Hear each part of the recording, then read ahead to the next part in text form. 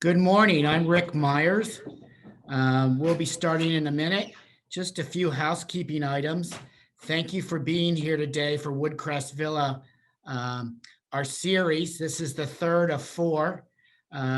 We'll be talking a little bit about right sizing your space. But housekeeping, we'll be taking attendance today for everyone and keeping track. So we'll have if you've been here for all four sessions, you have an option. You'll be in the drawing for theater tickets to the Fulton Opera in Lancaster for two for a show. Also, we have up here the number you can text if you have any questions or you're having technical difficulty. That's 717-405-4082. And also, there's a chat button at the bottom that you can hit, and you can write a message on there with any questions or concerns. So with that, we'll start our presentation. Bear with me. I'm a Zoom newbie. Okay. So just a little bit.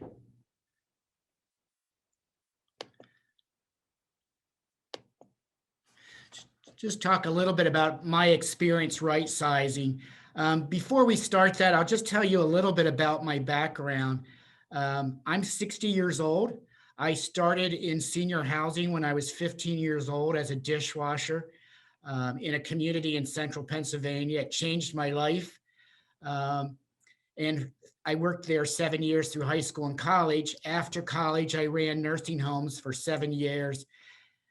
Then ran a home care agency in downtown Chicago, and then went into a rental retirement community in downtown Chicago. And that was my start working in sales and marketing. I did take a 7-year break. I worked for W Hotels, which is part of Starwood and now part of Marriott, which was a great hospitality experience. And then after that, did a lot of traveling for companies, helping communities throughout the United States. 10 years ago, I came back to Pennsylvania to help my parents move to a retirement community.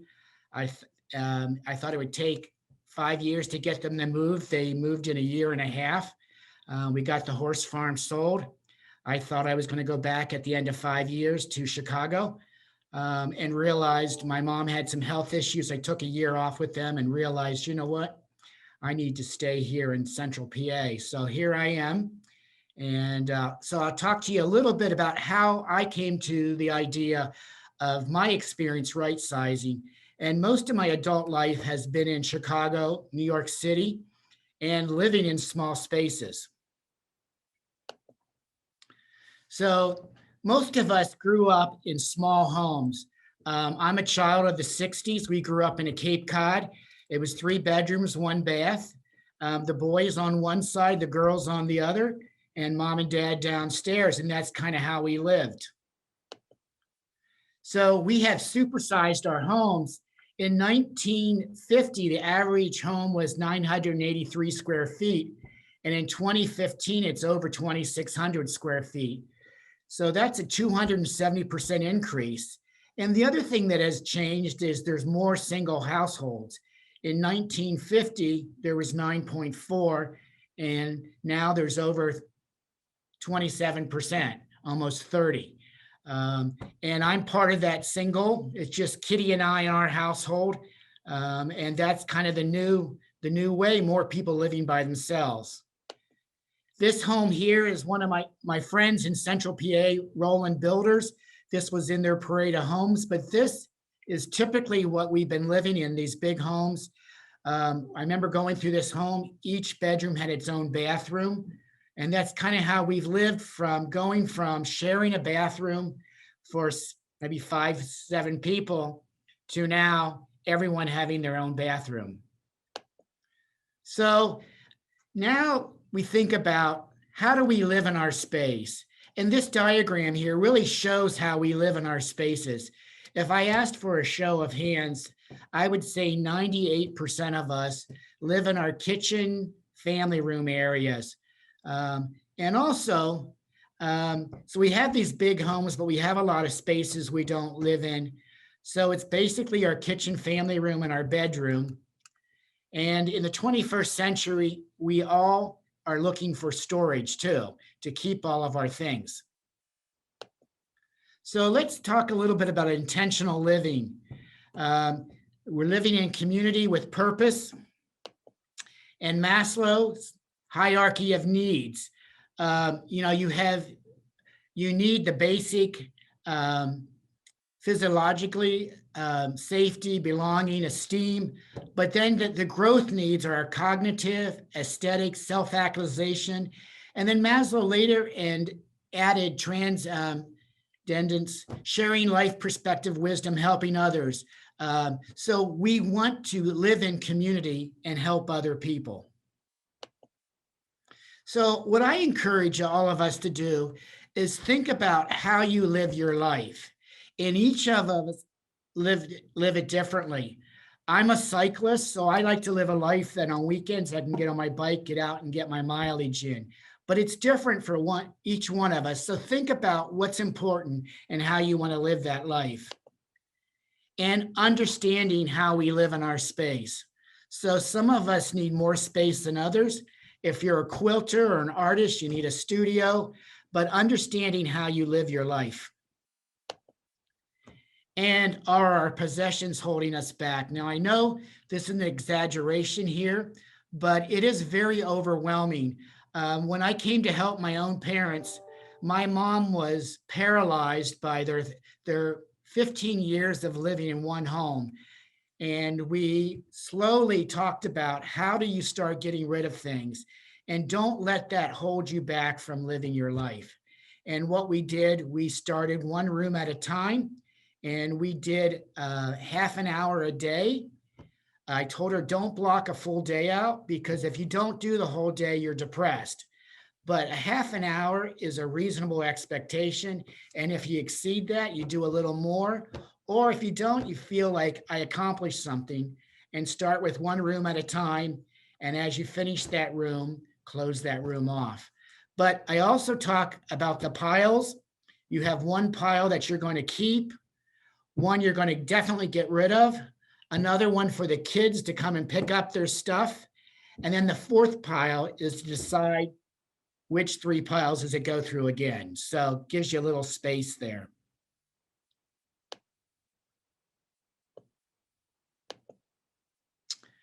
And we also want to talk about having experiences versus possessions. And so I kind of like this. Your life is meant to be filled with experiences and adventures, not things. So we talk about living small to live big. And what's interesting, as we go through our phase of life, when we're young, we live in a smaller, our little world is smaller. As we come out of college, we start accumulating things. We have our families, and then the kids leave, and then we kind of start re-looking at how we want to live our lives. What is holding us back from doing the things that we enjoy to do? Comes to a point that we think about raking leaves in a few weeks. And do I really want to get up on that ladder and clean the gutter? Do I really want to rake those leaves? I could be doing other things. Do I want to be shoveling snow? And like for my mom, she loved to read books. She has about 6 books that she's going on at a time, and 4 book clubs. Well, she was the one, and in a relationship, there's always one that doesn't want to move. My mom was that person. And it was really hard for her to make that move. But now she lives in a community where she doesn't feel guilty about reading her books and not cleaning. She has a housekeeper. She has freed herself up to do more things that she enjoys to do, and does not have that guilt with that. The other thing, it was also hard for her to leave their beautiful home. They had a wonderful horse farm with beautiful gardens. And my mom didn't want to leave that. She had been in the garden club, and outdoor gardening was such a big part of her life. So what we did Shutter. We created a book for her of her home and garden that she could take with her as she moved. And that was her security blanket that she took with her and had on her coffee table. Well, 6 months later, after living in the retirement community, we don't know where that book is. They have a big garden at the retirement community. Her flowers look beautiful outdoors on the porch, and they're having a great life. So the other thing, living in the city has taught me, you think about your community as an extension of your home. So living in Chicago and New York, we lived in small spaces, and many times we met our friends out in the city. You go there for dinner. And when I came back east, I realized that's really how we live in retirement communities. Think of our apartment as our bedroom and the rest of the community as an extension of our home. And then you can take it one step further. Where you live in Lancaster, it connects you with New York, it connects you with Harrisburg, Philadelphia. You know, we have Amtrak here, and that allows us to get all over the East Coast, and that is an extension of our home. The other thing, a lot of times in our communities, we have different dining venues where you can have family gatherings. We have guest rooms. There's also hotels close by. You know, many times we think we need that extra bedroom. And if we look at how many times we actually use it for company, it's really not that many times. So maybe you don't need a two-bedroom. Maybe you don't need a formal dining room because we're having dinner parties in the community at one of the dining venues. So relax and renew. We can gather with our friends. We can have intergenerational activities. And you know, a lot of times I hear people say, my grandkids have these memories of coming to my home. And that's true. But then you also make memories of having your grandkids come and visit you at your new home. One of the things that my parents do with their grandkids is they had a pumpkin carving party in the fall with the grandkids. They came over and carved pumpkins, but they were creating experiences with these grandkids. And you know, I think intergenerational is so important. We learn stories about people that are farther in life and sharing their stories and how they've survived life and secrets of being successful as we move forward in life. We also need social opportunities. One of the things I find, I enjoy people, but I also, at times, at the end of the day, I don't want to talk to anybody. But it's nice to know that you're close to people and you can go back to your home, which we call our bedroom, shut that door and be by yourself, but just know on the other side that there are people out there. And less is more. So smaller homes make wallets fatter, material possessions fewer, relationships stronger, conversational easier, laughter louder, cleaning time shorter, and fun times longer. Now, we don't always need to live in a tiny house, but we can look at, as we get older, living in smaller spaces. Our footprint gets smaller. So making small spaces work for us. Look at having furniture that is multifunctional. We put things behind closed doors, keeping stuff, making our countertops not as full of things, creating areas that can be multifunctional. One of the things I like from West Elm, they have a coffee table that makes into a table. And when you live by yourself, it's a bachelor's dream for eating your meal in front of TV. Now, another thing, and we heard last week from Margaret talk about, they had a TV tray. They would sit in front of the TV and watch Jeopardy. But living in community, they went to eat with other people and had these great interactions with people, making friends, and probably they ate their meals slower than sitting in front of the TV watching Jeopardy.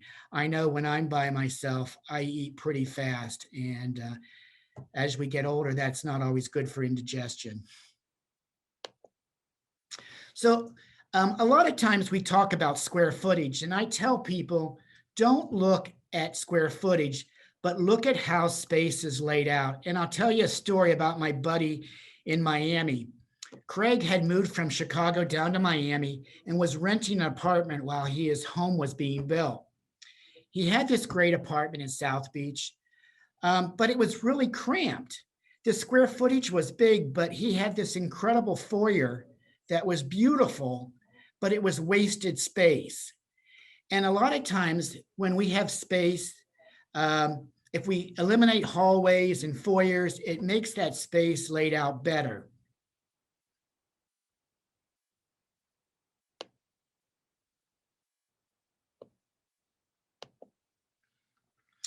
Another thing that helps is using the same color throughout and flooring. This unifies everything and makes it appear bigger.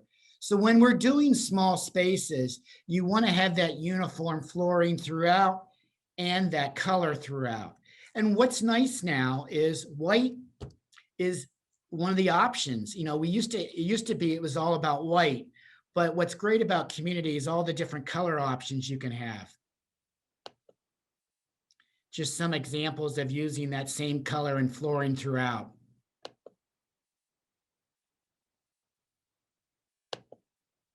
And like I said, multi-use furniture. One of the places I enjoy is called Resource Furniture. They have a showroom in New York City up at 58th Street and 2nd on the Upper East Side. And they also have showrooms in Chicago, LA, and I believe overseas, but they make furniture for people that live in smaller spaces. And on the right here, you'll see this, looks like a butcher block table. You can make it a coffee table, and then it turns into a dining room table that can be expanded. And so this is an example of having pieces that are multifunctional. Also on the left there, you'll see the little desk. It can be a workspace, but it can also showcase art. What I like here too in this picture, hiding your washer and dryer, you know, using baskets to store your towels, and a great little bar cart. It's art, but it also has your bottles, showcasing using it as art. The other thing as I love is the banquette here on the right. It's small and intimate. You can have meals there, you can have coffee, but it can also be your workstation when you're working on your laptop. And we can't forget the Murphy bed. I don't know if you remember Love American Style, but I always remember the Murphy bed that came back up. So Murphy bed is a great option. A lot of times it's a couch that then flips into a bed. And so that's part of multi-use of our space.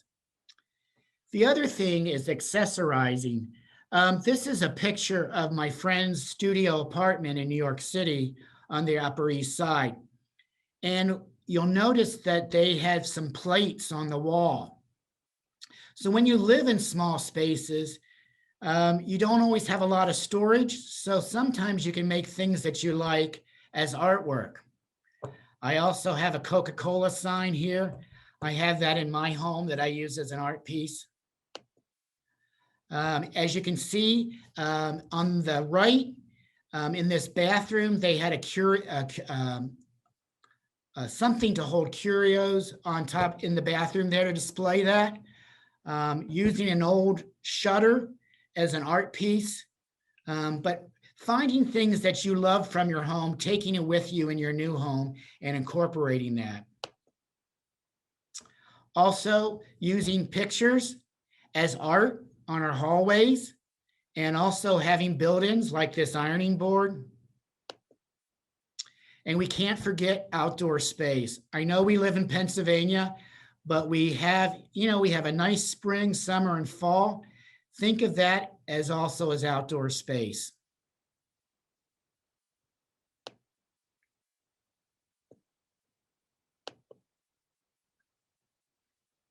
And think about our common spaces within the community. That is an extension of our home. So being organized is very important when you live in smaller spaces. So closet organizers, and for every new piece you buy, get rid of something. Use hidden space, like the back of doors. use storage lockers for out of season items. And what's great in our communities, we have storage lockers for you to put out of season items. Example here on the right, one of my favorite stores is the Container Store. These are magazine racks that they had at the Container Store. I put them on the back of my coat closet door and used them where to put gloves, stuff for the beach, whatever, things that you need real quick as you're going out the front door. We also got a sample of a closet here. Closet organizers are great for storing. Those shelves are adjustable. You can personalize them for us. Just some more examples of some compulsive people that like to be organized. This is my closet when I lived at a community for a little bit. It noticed we made an extra shelf in there. I used my coat closet as a laundry room. I had my vacuum cleaner there, a mirror to see, I make sure I look okay. When I'm going out, my little step ladder to get things. So maximizing our space. Also, bookshelves. So I was that kid that my mom said, come and pick up your stuff. So this was my horse collection and some of my old toys that I used as artwork, as vignettes, as art pieces in my home. You'll see a window seat there, and that's a great place to put extra bedding, great storage, out of sight, out of mind. And so a place for everything and everything in its place. This is a picture from the Container Store in King of Prussia. And this is an organizer in a pantry. So 10 essentials for smaller homes: nesting tables, large mirrors, floating shelves, an ottoman, hanging storage, baskets, rolling carts, pretty boxes, under bed, storage, and hanging racks. So how we look at things: do I keep it? So I'm going to declutter. Do I keep? Do I recycle? Do I trash? Do I sell? Do I donate? So stop the flow of things coming in. Declutter at least one item a day. Do the easy stuff first. Put a disposal plan in place. And the other thing, this is a big one, decide not to keep out of obligation. A lot of times when people give things to us, it's up to us to do what we want with it. And Margaret did a great story last week about coming in and seeing that item that was painted. And, she couldn't believe they painted that, but then realized I gave that to them. That's for them to do what they want.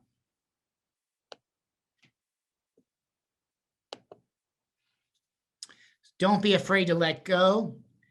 Gifts do not have to be material. And I think at this phase of life that we're in, I think this is so important. So think about services and experiences. So in our family, what we did is we got housekeeping services for mom and dad. That was a gift my siblings and I gave them. And then another thing we gave them was an experience. We got them a membership to Longwood Gardens. And in that membership, they can have 3 guests with them. So it's great that they can go with us to Longwood Garden together, or they can take grandchildren or bring friends. The other thing is, do not over-equip our home. And, a lot of times we have so many measuring cups. How many scissors, measuring cups do we really need in our home? And do not declutter things that are not ours without the owner's permission. So those of us in relationships, this can get us in trouble if we don't ask permission. So we need to ask before we throw someone else's stuff away. And do not waste our life on clutter. I like this. How to clear clutter. Does it have value? No. Can it be recycled? Yes. Can we recycle it? No. Do we trash it? Or yes. Do you need it? Yes. Keep it? No. Sell it or donate it? or pass it on. And we're seeing, though, more people in our families do not want things that we have. So we're going to do a case study. I'm going to show you my home when I lived in 500 square feet in downtown Lancaster. Really, it was a 2-room house. It was in an old brewery. So it's very small, but had high ceilings. And even though it's only 500 square feet and the rooms run into each other, it was laid out very well. So this is the big room, which is the kitchen, dining, and living room. And you'll notice there was no dishwasher. I added a microwave. And I don't have a lot of dishes. So a lot of those upper cabinets were storage. Above the refrigerator, I stored my tax returns. I had my business office there. But it was great little space. I had a table there that was great to have a dinner party, but I could also use my laptop and have that as my office there. Lots of light. This is the other end of the living room. So I could not get a couch up there. It was too hard to get the couch up the stairs. So I did stuff with chairs. I also had an inset there in the wall. So I put my magazine racks there and then had my nephew build me shelves to show family pictures. And then more shelving, inexpensive shelving from the Container Store to show my horse collection, some toys, and then my desk. That is the coffee table I talked about from West Elm that raises up. It's great to store things, but it's also good to use as a place to eat. Another thing I had by my door when I came in was this letter holder from the Container Store. There's a magnet on it at the bottom, and I would throw my keys up there and then have bills or letters, things I need to deal with. I don't know about you, but if I don't keep things in the same place, I'm a mess. And when you live in smaller spaces, you've really got to be organized and have good routines. Like I said, I'm a cyclist. So I have 2 bikes. I use them as artwork. And I hang, when I'm not riding them, I hang them on the wall as art. And it forces me to keep my bike clean. My laundry room was also in the living room. So I put extra shelving in there for storage. Kitty had her litter box there, and you can see on the back of my doors, I used that for storage. So on the left there, I have a small ironing board and iron. And then on the other one, I had a magazine rack storage I used for storage, and then a board with pictures of family. So I'm just going to back up here a minute. You can see I used a bedroom dresser in the living room there as storage in my living room, and then also used it to put my television on. In the bedroom, here's my mountain bike. The bedroom was very small, so I did artwork over the walls. I love art, and so you can put it all over. It's a reflection of you. One of the things that was in my bedroom was a fuse box, and it was ugly. And so what I did, I got a towel rack and put it over top of it and hung an old quilt. And what I love about this quilt, it connects me with downtown Chicago. It was the person who made this quilt was a Mark Shale salesman. Those were suit samples. And it was from a loft building in Chicago that I knew that had been turned into condominiums. But I had that with me. It was from the 1920s. And I used that as a wall hanging to hide the fuse box. And if I need to get the fuse box, I just open it up, pull the quilt back, it's right there. The other thing, my closet was very small. And when you're bald, you always need hats. So you need a place to hang your hats.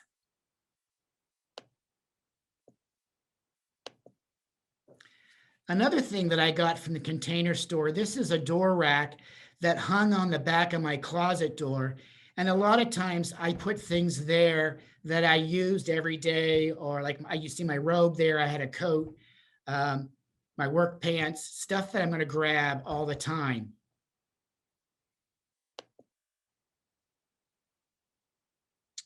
This is the bathroom here.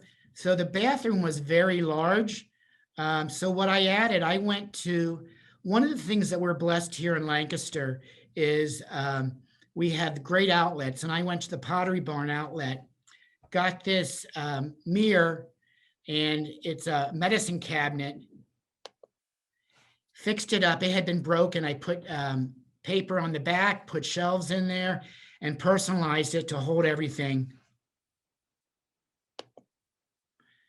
Also, I didn't really have an area to store toilet paper, so I had a little basket there with my toilet paper, and then on the upper right, I had a basket that had some towels in.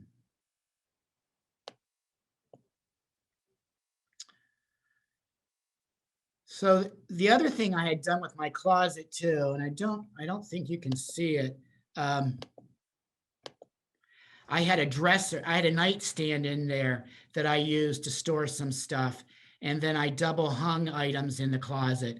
And it was very narrow. You kind of had, but I maximized the space there. So we're at that point. Does anyone have any questions about thinking about living in smaller spaces and how to go through that? I'm also going to throw my telephone number out there. It's a Chicago number. It's a cell phone.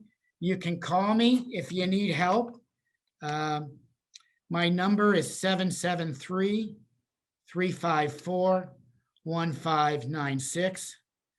That's 773-354-1596.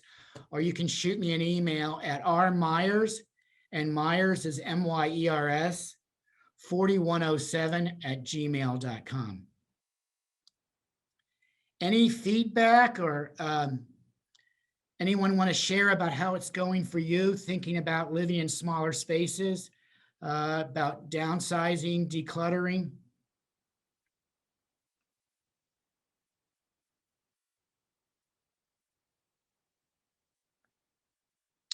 I know Woodcrest has some great people there to help you. Kathy is the move coordinator, and she's there to help you as much as you want, about getting rid of things, about moving in, and also looking at how you design your space. And one of the things that we're seeing now too is with the baby boomers, we want options. So, the day of just having a white wall and this is how it's going to be doesn't work anymore. We want to have choices.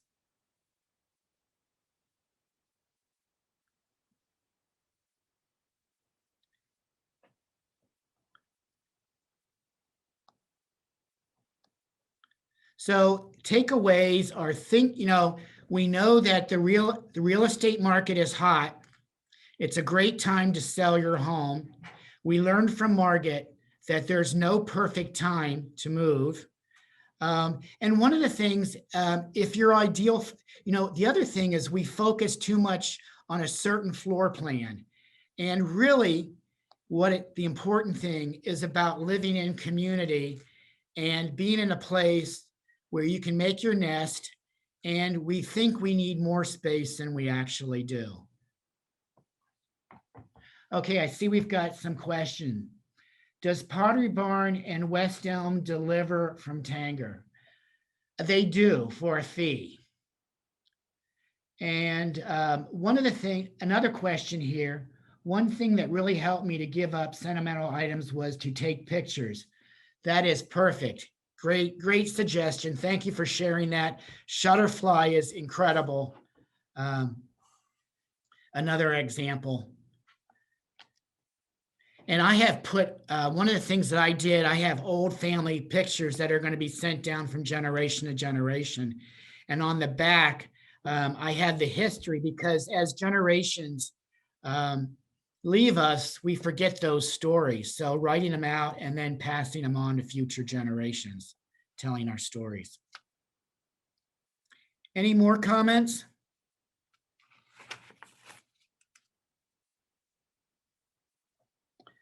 But it is hard to get rid of things. But what I encourage you is to start ahead of time and do it slowly. Come out of the gate slow, pace yourself, but start looking at things and what we want and what we don't want and how we want to live in our spaces. So I always tell people, don't ask, don't tell me how many bedrooms and bathrooms you need, but really how you want to live in your space. And with that said, we have a lot of great options at Woodcrest. We have some 2 bedrooms available, but we also have some great 1 bedrooms and studios. And one of the things I love about Woodcrest studios and 1 bedrooms, they're laid out really nice.